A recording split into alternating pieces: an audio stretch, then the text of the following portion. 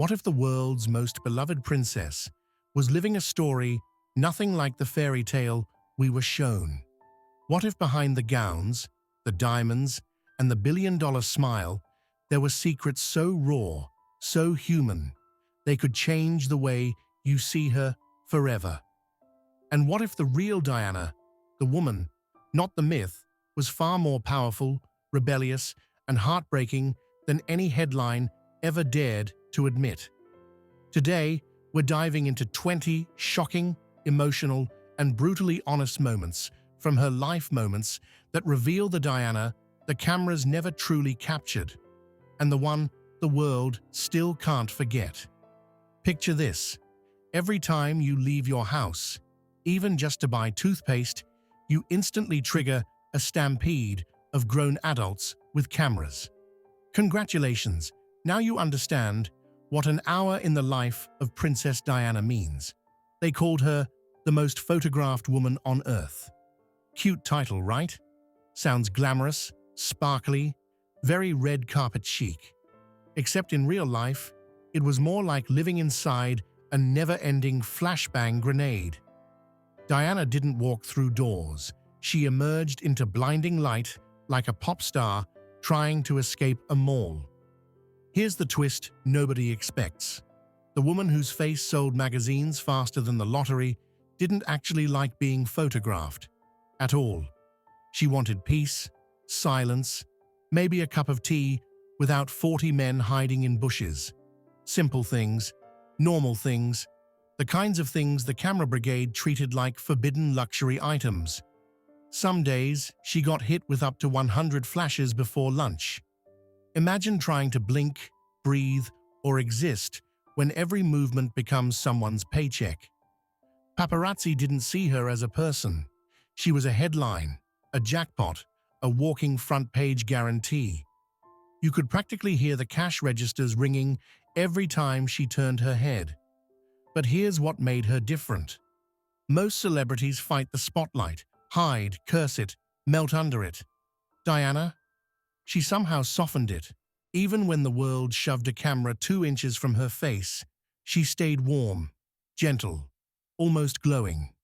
She didn't weaponize the attention, she humanized it.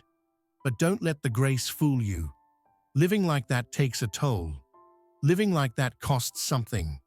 Because when the whole world claims the right to look at you, you start losing the pieces no one was supposed to see. What if I told you the most magical royal wedding in human history broadcast to 750 million people, dripping in silk, diamonds, and fairy tale hype, began with a bride who cried herself to sleep the night before? They packaged it like the perfect love story, a shy 20-year-old marrying the future king. The dress? Big enough to qualify as its own zip code. The venue? A cathedral so huge it made Diana look like a porcelain figurine on a wedding cake. The vibe? Pure Disney. Except, Diana wasn't feeling Disney at all. Behind the scenes, while the world ironed its tuxedos and dusted off its television antennas, Diana was pacing around her room, trying not to fall apart. She later admitted she cried, not because she was nervous, but because something deep inside whispered, "This isn't right." But the next morning, boom, showtime.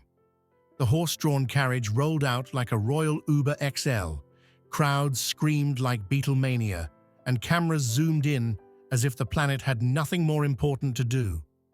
Every news anchor repeated the same line: the happiest day of her life. Meanwhile, Diana looked like a girl trying to convince herself she belonged in a fairy tale someone else had written. Charles, stoic, polished, more emotionally stiff than the marble pillars around him. Diana, a mix of innocence, confusion, and that tiny flicker of fear you only notice when you pause the footage. And here's the heartbreak. Surrounded by thousands of guests and millions of viewers, she later said she had never felt more alone.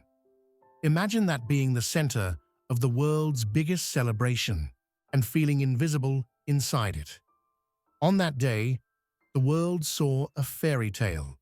Diana saw the walls of a golden cage closing in, because sometimes the loudest cheers are just an echo hiding someone's quiet cry for help.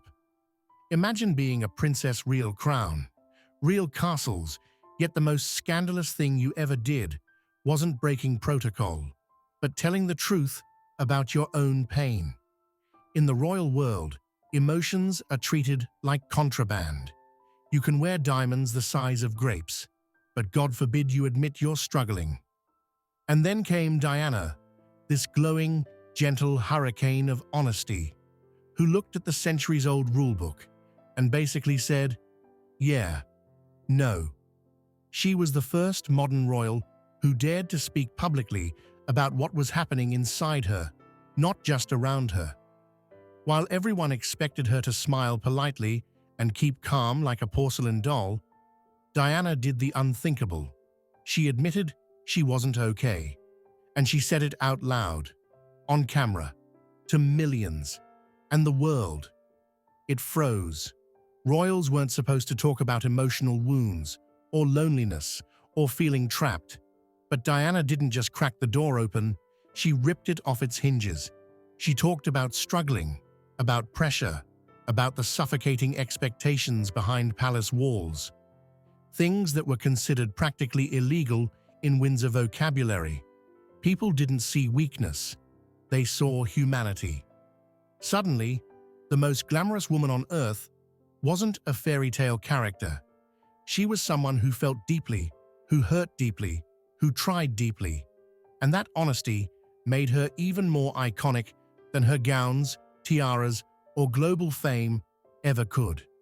Of course, not everyone in the palace was thrilled. Diana's truth-telling was like dropping a microphone in a room full of people who hate noise. But she didn't do it for them. She did it for every person who felt like they had to hide their feelings to be perfect. Because sometimes the bravest thing you can do isn't wearing a crown. It's admitting the weight of it. Imagine living in a place where even your smile has a schedule. Not a metaphor, an actual written, centuries-old schedule. Welcome to Princess Diana's daily life, otherwise known as royalty, but make it prison chic. People think being a princess means tiaras, gowns, and endless breakfast buffets. But for Diana, it was more like attending the world's most glamorous boot camp. Every move she made, how she sat, how she waved, how long she waved, when she smiled, how wide she smiled, was pre-approved by a system older than electricity. Diana didn't just marry a man, she married a timetable, a protocol binder thicker than a family Bible. A life run by people whose job descriptions basically said, make sure the princess blinks correctly. Morning greetings, scripted, conversations, timed, emotions, optional preferably none. Even walking downstairs had rules. Yes, actual rules. Royals must never hurry, slip, or heaven forbid look human. Imagine being 20 and having palace advisors quietly remind you when to tilt your head. Imagine being told how loudly to laugh at jokes that aren't funny. Imagine being instructed on how to look naturally elegant, using a sheet of paper describing exactly how to be natural. But here's the plot twist. Despite all the rules, the schedules, the suffocating choreography, Diana still glowed. She brought warmth into rooms that were designed to be cold. She made people feel seen in a system built entirely around being distant. And that terrified the establishment more than any broken rule ever could. Because when a woman trapped in protocol learns how to shine on her own terms, no rulebook in the world can dim her. Imagine marrying a prince and realizing, within weeks, that you've never felt more alone in your entire life. Sounds dramatic? For Diana, it was just Tuesday. Most people think loneliness hits when you're sitting in a tiny apartment eating noodles at midnight.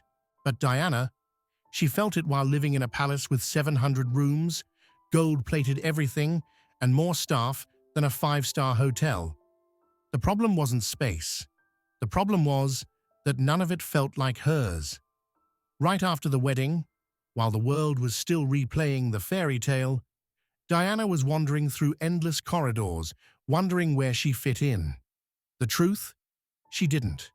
Not in the routines, not in the conversations, not in the chilly royal atmosphere where feelings were treated like uninvited guests. Charles was busy meetings, polo, duties, more meetings. Diana was busy too, mostly trying not to sink. She once said she felt like the loneliest woman in the world, and honestly, you can see it in every early photo. The smile was there. The sparkle, not so much. And here's the twist. People inside the palace assumed she'd adjust, as if loneliness was just a phase, like a bad haircut. But Diana wasn't lonely because she was shy. She was lonely because no one really talked to her, not as a princess, not as a duty, but as a human. Imagine being surrounded by hundreds of people and still feeling invisible. Imagine waving to millions, but wondering if anyone truly sees you. Imagine living the dream everyone else wants, while quietly falling apart behind closed doors. Sometimes the deepest loneliness isn't being alone. It's being surrounded, celebrated, adored, yet completely unseen. Picture a packed hospital room in 1987. Doctors tense, cameras ready, and a princess walking in, about to do something so simple, yet so shocking, it made headlines worldwide. She reached out her hand. Here's the thing. In the late 80s, HIV wasn't just a diagnosis, it was a panic button. People avoided patients like they were radioactive. Some wouldn't stand in the same room. Others covered their hands like they were touching a live wire. Fear was everywhere. Facts were nowhere. And then Diana walked in. No gloves, no hesitation, no royal protocol, just a warm, human gesture that the entire world wasn't ready to see. The moment her hand touched that patient's flashbulbs exploded like fireworks. Because in that exact second, Diana wasn't just breaking stigma. She was smashing it with the force of a global celebrity who did not care what the headlines would say. The press went wild. Some were stunned, some outraged, but millions suddenly realized HIV wasn't passed by touch. A handshake did what endless press releases and medical pamphlets couldn't. It made people feel safe again. This wasn't PR. This wasn't staged compassion. Nurses later said Diana spent real time with patients. She listened. She hugged. She sat on their beds like a friend, not a royal figure wrapped in caution tape. And you could feel the shift. The room softened. The stigma cracked. The world blinked and thought, wait, if she isn't scared, maybe we don't have to be either. It's wild when you think about it. The most powerful thing Diana ever did wasn't in a palace or a ballroom. It was in a hospital, with a single act of kindness that echoed across continents. Because sometimes a simple human touch can be louder than fear itself. Picture a princess walking through an active minefield. Yes, a real minefield, wearing a helmet, a vest, and the kind of determination that could shame an action movie hero. No stunt double, no palace guard, just Diana, the danger, and the whole world watching. By the mid-90s, landmines were the silent killers no one wanted to talk about. Millions of them buried in the ground, waiting for the wrong step. Politicians debated, committees studied, everyone agreed it was tragic, and then did absolutely nothing. Enter Diana, who didn't just talk about the issue, she walked straight into it. In 1997, in Angola, she put on protective gear and strolled through one of the most heavily mined regions on Earth. Cameras everywhere, military experts on edge. The world glued to the footage like it was a thriller scene. But Diana wasn't performing. She was proving a point. Landmines don't care about status, royalty, borders, or politics. They take limbs, lives, futures, and someone had to show not tell how horrifying that reality was. The photos of her walking that dusty path went viral before viral even existed. Global leaders started sweating. Suddenly, the issue wasn't a footnote in humanitarian reports. It was front-page news, breakfast table conversation, and a political pressure cooker. And guess what happened next? The world moved. Governments met. Negotiators hurried. And by the end of that same year, the international community pushed forward the Ottawa Treaty, the most significant agreement ever made to ban landmines. Did she sign the treaty herself? No, but she lit the fire that made it possible. And she did it not with power, but with courage, compassion, and a willingness to stand where no royal had ever stood. Because sometimes the bravest step in the world is the one everyone else is too afraid to take.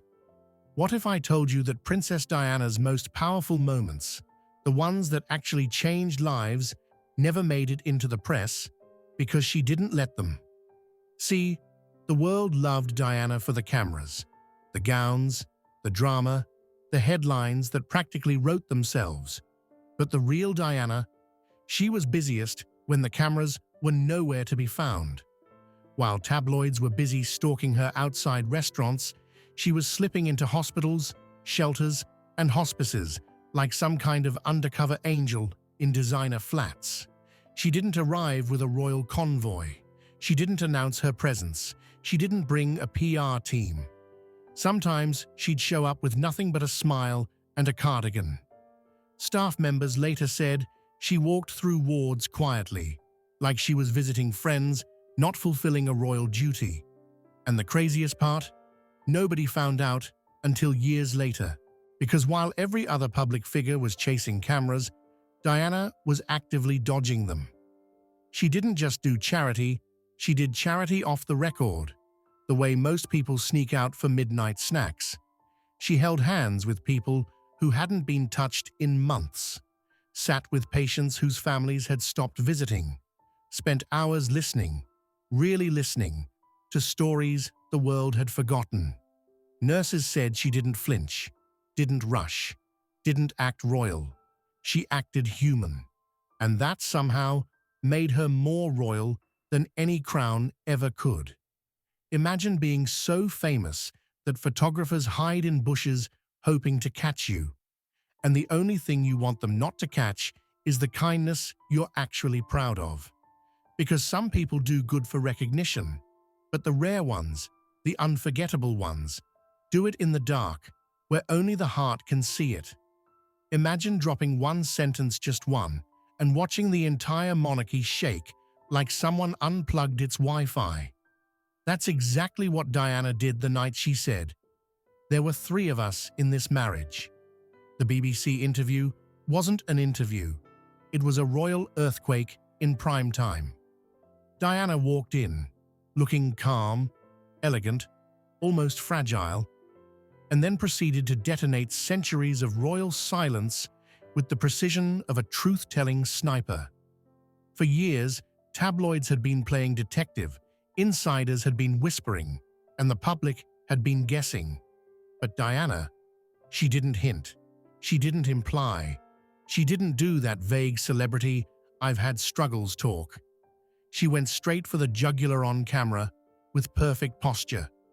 The moment she said that iconic line, every PR advisor in the palace probably aged 20 years. Cups dropped. Pearls were clutched. Somewhere, a corgi fainted. Because royals don't do honesty. They do tradition. They do composure. They do "we are not amused." What they don't do is discuss their collapsing marriage in front of millions. But Diana wasn't trying to be dramatic. She was trying to be human. And that's exactly why her words hit harder than any scandal. She wasn't exposing gossip. She was exposing her loneliness, her pain, and the truth that the fairy tale was already ashes. And let's be clear, this wasn't just a royal bombshell. It was a cultural moment. People around the world suddenly saw her not as a princess in a tiara, but as a woman fighting to be heard. Her vulnerability became her voice, and her voice became a revolution. Because that night, Diana didn't just break protocol, she broke the silence that was breaking her. Imagine being so famous, so adored, so constantly watched, that your mailbox turns into something between a fan shrine and an avalanche hazard. Welcome to Princess Diana's daily mail delivery, also known as the Royal Postal Apocalypse. Most celebrities get fan letters. Cute stuff. A couple hundred here, a few boxes there. But Diana, she didn't get fan mail.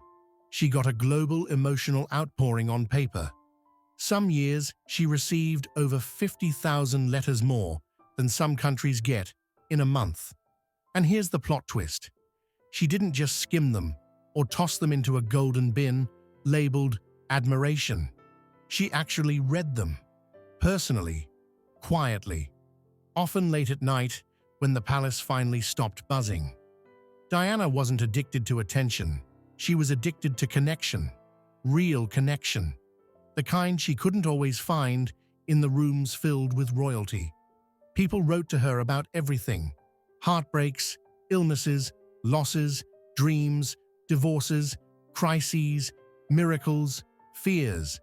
They poured out their souls to a woman they never met, because somehow she made them feel like she would understand. And the crazy thing, she often wrote back, sometimes personally, sometimes secretly, sometimes with her own stationery, in her own handwriting. Imagine opening your mailbox and finding a note from a real-life princess telling you to stay strong. That wasn't a movie moment, it was a Tuesday for Diana. Even palace staff admitted her mailroom looked like Santa Claus had exploded. They tried to control the flow, but Diana insisted on keeping the human part human. She said every letter was a life, not just paper. And maybe that's why people loved her. Not because she wore crowns, any royal can do that, but because she carried people's stories like they mattered. Because sometimes the most powerful thing a person can give is the feeling that your voice was heard. Imagine marrying into the most famous family on earth and realizing pretty early that your exit plan might be the only real plan you've got. People think Diana's divorce was some shocking royal twist, like Netflix-level drama dropped out of the blue. But here's the real tea. The idea of leaving didn't pop up at the end of the marriage. It started whispering to her almost at the beginning. Not loudly, not dramatically, just quietly, like a tiny alarm clock, ringing in a giant palace that no one else could hear. Diana entered royal life with hope, fairy tale illusions, and exactly zero training. Within months, she found herself drowning in cold rules, cold schedules, and, well, cold people. The loneliness didn't just sting, it froze. And with every silent dinner, every awkward public appearance, every moment she realized she wasn't truly seen or heard, that whisper got a little louder. She tried, honestly. She did. She smiled on cue, waved like a pro, shook hands, took photos, played the part. But behind every royal engagement was the same haunting thought: is this really my life? And the answer, unfortunately, was yes, unless she found a way out. By the time the world caught wind of marital problems, Diana had already spent years imagining freedom. Not because she wanted glamour or scandal, but because she wanted air, space, a life where she could breathe without being corrected, a life where she could be Diana, not the princess of whatever you want me to be today. So when the separation, then the divorce, finally happened, the world gasped. But Diana, she exhaled. The kind of exhale you release only after holding your breath for years. Because sometimes the bravest decision isn't falling in love. It's admitting when the fairy tale is slowly killing you. Imagine being a mum who just wants her kids to grow up safe, while the entire global press turns your family life into the world's most chaotic reality show. That was Diana's everyday nightmare. For most parents, danger means letting the kids run near a pool or climb a tree. For Diana, it meant paparazzi diving out of bushes to photograph toddlers. It meant grown men sprinting after her sons like they were Olympic medals. It meant raising two boys under a spotlight so bright it practically burned. She wasn't paranoid, she was paying attention.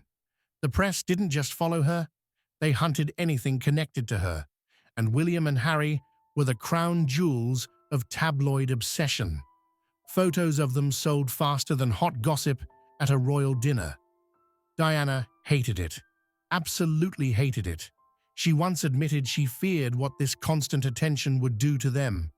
Imagine being followed everywhere, from school gates to vacations, with grown adults screaming your name just to get a picture. She did what she could to protect them. She'd block lenses with her arms, scold photographers, even change routes last minute, like she was running a top-secret security operation. And yet, the frenzy kept growing. Every smile, every wave, every tiny moment of their childhood became breaking news. And here's the painful irony. Diana wanted her boys to have something rare in royal life normality, to know the world beyond palaces and press pits. She took them to theme parks, McDonald's, even public schools. But normality is hard to find when 50 cameras chase you down the street. She wasn't scared for her own safety. She was scared for their childhood. Because to Diana, being a princess didn't matter half as much as being a mother. And she fought the whole world just to let her sons breathe. Imagine a princess so rebellious that her most scandalous acts weren't affairs, fashion disasters, or leaked tapes, but hugging people. Yes, that's how low the royal bar was set. While the palace preferred its royals stiff, polished, and about as emotionally expressive as antique furniture, Diana walked in like, "Hi, I'm going to act like a normal human being, deal with it." And oh, the chaos she caused. See, royals weren't supposed to touch people. Not really. A polite handshake? Sure. A warm embrace? A spontaneous sit-down on the floor with kids? A hand squeeze for someone crying? Absolutely not. That was practically royal treason. But Diana didn't care. She hugged AIDS patients, she cuddled babies, she held hands with the sick. She sat cross-legged on the floor in hospitals and shelters as if she'd lived there her whole life. She broke protocols the way kids break birthday piñatas, joyfully, loudly, and in front of everyone. Every time she ignored a rule, tabloids exploded, "Diana does it again," as if she'd committed a federal crime instead of, being kind. But that kindness made her unstoppable. People didn't just admire her, they trusted her. They felt seen by her. And nothing terrifies a rigid institution more than a woman who wins hearts without following the script. And let's be honest, it made the rest of the royals look like cold marble statues with better hats.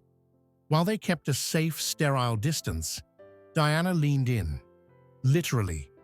That warmth was her superpower, and the world felt it instantly.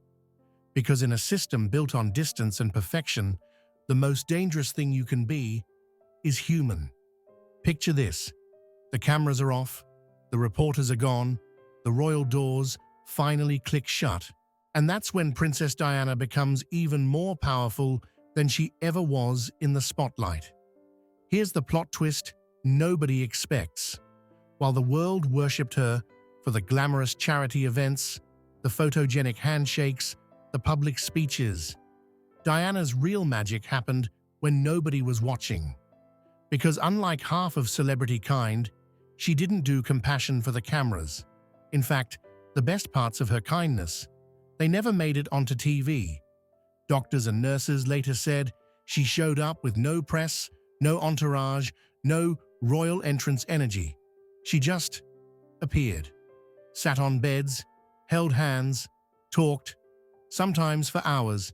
No script, no PR handler whispering, "Wrap it up." Just a woman who genuinely wanted to make someone's day a tiny bit less painful. And unlike the perfectly polished royal events, these moments weren't glamorous. Some rooms were heartbreaking, some stories were heavy, but Diana stayed through them. Every word, every tear, every silence. That's what people remembered. Not the princess, the person. One nurse said Diana had this way of leaning in, like you were the only person in the world at that moment. Can you imagine? A global icon making you feel seen when she barely felt seen by the people closest to her. And that's the irony. The woman photographed more than any human alive created her strongest impact in rooms where not a single camera was allowed. Because when you strip away the diamonds, the headlines, the royal titles, the truest version of Diana was the one she never performed, she simply lived. Imagine being so famous that people send you fan mail, love letters, gifts, and then imagine opening an envelope and realizing, oh great, it's a threat. Welcome to Princess Diana's inbox. People love to romanticize royal life, the gowns, the jewels, the VIP everything. But nobody talks about the darker side. The letters that didn't smell like perfume, but like trouble. While the world adored her, a tiny, twisted slice of the population saw her as a target, and their preferred delivery method? The mail. Diana received tens of thousands of letters every year. Most were sweet, supportive, emotional, but some were anything but. Hidden among the kind words were messages dripping with anger, obsession, jealousy, or pure hate.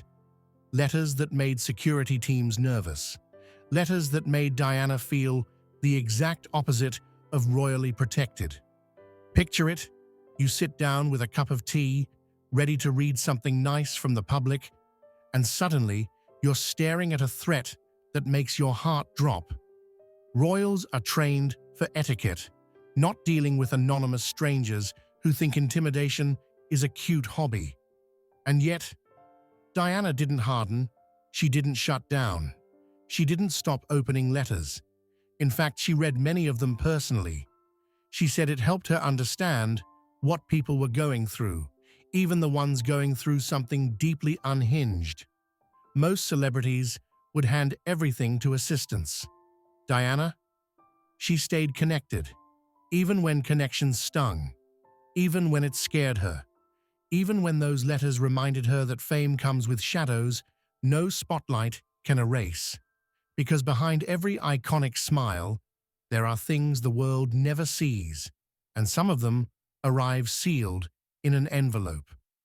Imagine being one of the most famous women on Earth, globally adored, endlessly photographed, yet secretly dreaming of a normal school run in sweatpants.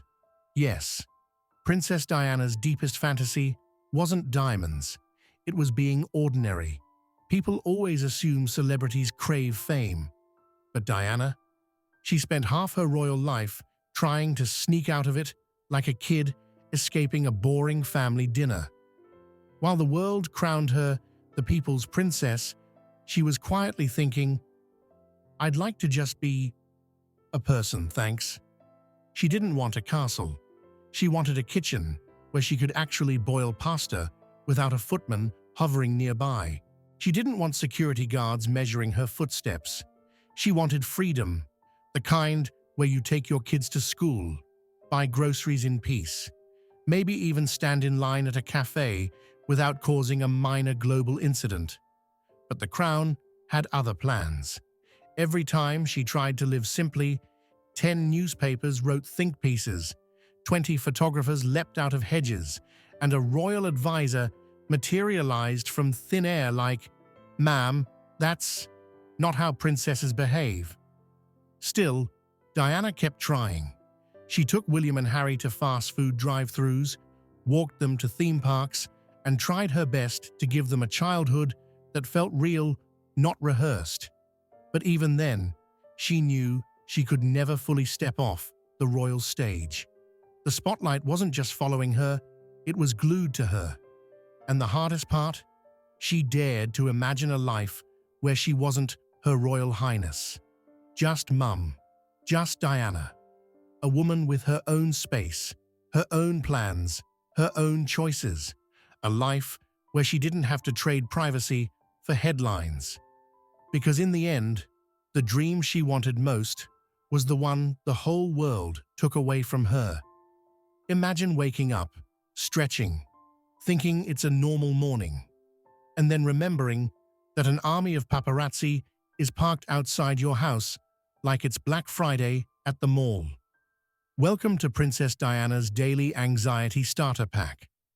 For most people, being followed is something you tell the police about. For Diana, it was a lifestyle, a full-time circus, a never-ending season of Who Wants to Harass a Princess, starring every tabloid photographer within a 50-mile radius. These guys didn't just take photos.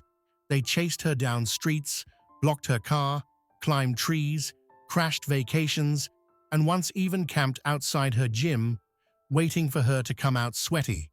Yes, sweaty. Peak journalism. And the worst part? They didn't treat her like a human. They treated her like a prize, a trophy shot, a paycheck on legs.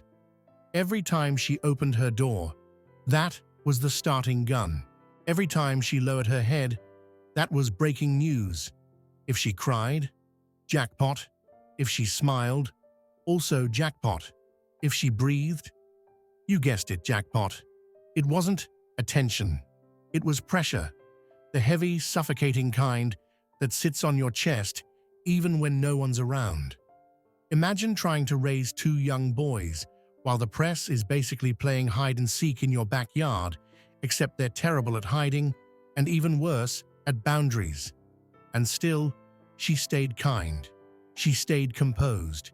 She stayed Diana.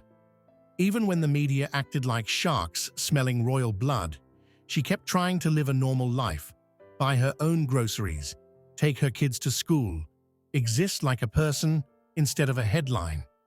But here's the tragedy. When the world treats you like prey long enough, you start wondering if safety is just a fantasy meant for someone else. Imagine walking into a room so stiff, so formal, so royal-level chilly, and with one warm smile, you melt the entire place like a human space heater in pearls. That was Princess Diana's real superpower. For most royals, public events are basically polite marathons. Shake hands, nod once, pretend to enjoy conversations about weather patterns. But when Diana entered the scene, boom, instant shift. The room didn't just brighten, it breathed. People weren't supposed to touch royals. They weren't supposed to hug them, cry near them, or heaven forbid, feel emotionally safe around them. Royals were porcelain. Pretty, untouchable, decorative. But Diana, she was more like warm tea on a freezing day. She sat on hospital beds. She hugged kids. She knelt to talk to people eye to eye instead of towering above them like a walking museum piece. It wasn't strategy. It wasn't PR. Nurses, volunteers, and staff later said that the cameras would shut off, and she stayed just as soft, just as present, just as human. No royal performance, no, I must look kind for the press. It was kindness without witnesses, which is the rarest kind. And here's the twist. People felt it instantly. Whether it was a homeless shelter, an AIDS ward, a children's hospital, or a landmine charity, when Diana walked in, people didn't see a princess. They saw someone who actually gave a damn. Someone who wasn't there for applause, but for impact. That's why every place she visited ended up telling the same story. She made me feel seen. Imagine that, one of the most famous women on earth making other people feel important. Because in a world obsessed with crowns and status, Diana proved something unforgettable. The greatest royalty isn't in bloodlines, it's in the way you touch someone's heart. Imagine being so famous, so relentlessly hunted, that even your final car ride turns into a race for survival. Not a movie scene, not a thriller. Princess Diana's real life. It was supposed to be a simple drive through Paris, a late-night escape from yet another pack of paparazzi who treated her like a rare Pokémon they absolutely had to catch. Diana had dealt with this chaos for years. But that night, the chase felt different. Faster, louder, closer. She and Dodi Fayed left the Ritz, ducking into a black Mercedes meant to give them at least one quiet moment. One breath, 1 second without a lens in her face. But the second the car pulled out, boom. The swarm descended. Engines roared. Photographers accelerated like they were competing for a trophy labeled tomorrow's front page. Diana wasn't terrified of fame. She was terrified of losing every last scrap of privacy. And on this night, even the dark streets of Paris couldn't save her. The pursuit was so intense the car sped up, faster, then faster, until safety and danger blurred into one terrifying blur of tunnel lights. And then the crash, sudden, violent, silent, a moment that froze the entire world and shattered millions of hearts. When news broke, people didn't believe it, couldn't believe it. How could the woman who was loved by billions die running from cameras? Reporters, fans, families, everyone understood the cruel irony. The photographers who spent years chasing her smile had chased her right into the shadows. There was no glamour in that moment, no headlines big enough to make sense of it, only grief. Because in the end, Diana didn't lose her life in a palace or on a battlefield. She lost it trying to outrun a world that refused to stop looking. Imagine a funeral so massive, so global, so emotionally explosive, that 1 out of every 3 humans on Earth stopped everything just to watch one woman take her final journey. On September 6, 1997, the world didn't just pause, it froze. Streets emptied, radios went silent, televisions flicked on in unison. And London? London looked like it had been wrapped in a blanket of grief so heavy it bent the air around it. Diana's coffin moved through the city like a slow heartbeat.